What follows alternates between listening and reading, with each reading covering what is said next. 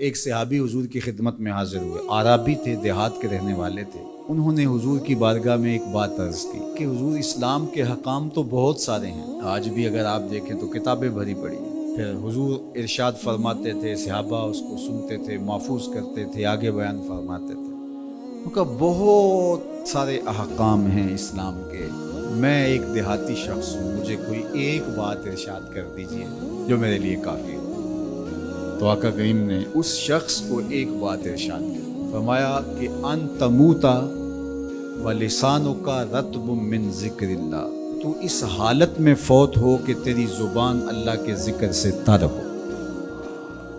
100 باتوں کی ایک بات ارشاد فرما دی، ان تموتا ولسانک رطب من ذکر اللہ، تو اس حالت میں انتقال کرے کہ تیری زبان اللہ کے ذکر سے میں اور آپ اپنی زندگی اس طرح سے گزاریں کہ موت اچانک آئے یا طبی موت آئے، جس حالت میں بھی ہمیں موت آئے تو ہماری زبان عادی ہو اللہ کے ذکر کی، ادھر سے سانس ٹوٹ رہی ہو اور ادھر لبوں پر اللہ کا نام جائے۔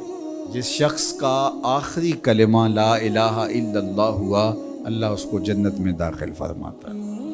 اور کتنے خوش نصیب لوگ ہوتے ہیں کہ مرتے ہوئے جن کے لبوں پر اللہ کا باقاعدہ نام آتا ہے، اللہ کا ذکر ان کے لبوں کا وظیفہ ہوتا ہے، اور کچھ لوگ ان کو تلقین بھی کریں تو زبان پہ اللہ کا نام نہیں آ پاتا۔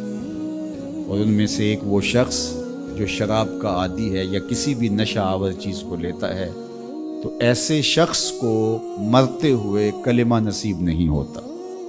جو اس کو دنیا کے اوپر سزائیں دی جاتی ہیں، ان سزاؤں میں سے ایک سزا یہ ہے کہ مرتے ہوئے اس کے لبوں پہ کلمہ نہیں آتا۔ اور علماء نے یہ بھی لکھا ہے کہ جو بے نماز ہے، نماز نہیں پڑھتا، مرتے ہوئے اس کے لبوں پہ بھی کلمہ جاری نہیں ہوتا۔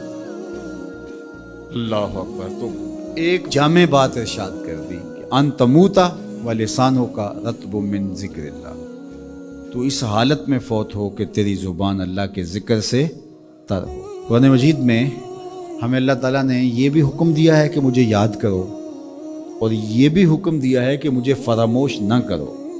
وَلَا تَكُونُوا كَالَّذِينَ نَسُوا اللَّهَ فَأَنسَاهُمْ أَنفُسَهُمْ أُولَٰئِكَ هُمُ الْفَاسِقُونَ، ان لوگوں کی طرح نہ ہو جانا جنہوں نے اللہ کو فراموش کر دیا، اللہ کو بھول گئے۔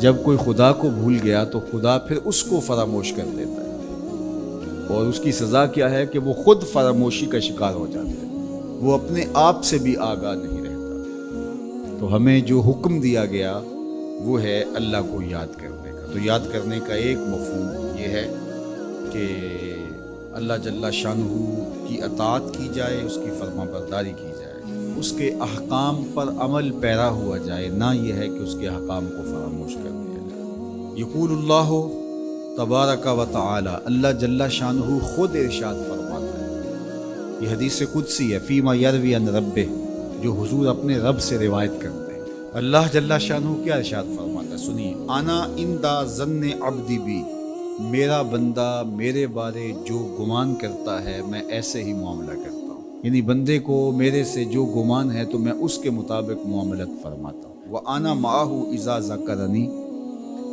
اور جب وہ مجھے یاد کرتا ہے میں اس کے ساتھ ہی ہوتا ہوں۔ جب میرا بندہ مجھے یاد کرتا ہے تو میں اس کے ساتھ ہوتا ہوں۔ فَإِذَا ذَكَرَنِي فِي نَفْسِهِ ذَكَرْتُهُ فِي نَفْسِي، جب وہ مجھے اپنے دل میں یاد کرتا ہے تو میں بھی اسے اکیلے یاد کرتا ہوں۔ کتنی بڑی بات ہے کہ کسی کو رب یاد کرے۔ اللہ اکبر۔ کہا جب وہ اکیلے مجھے یاد کرتا ہے تو میں بھی اس کو اکیلے یاد کرتا ہوں۔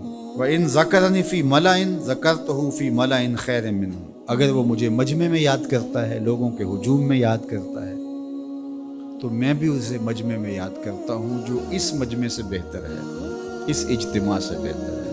یہاں نیک بد گناہ گار سارے طرح کے لوگ ہیں، لیکن میں فرشتوں کے اجتماع میں یاد کرتا ہوں۔ اللہ اکبر۔ کیا منظر ہوتا ہوگا کہ جب اللہ فرشتوں میں کسی بندے کو یاد فرما رہا ہو۔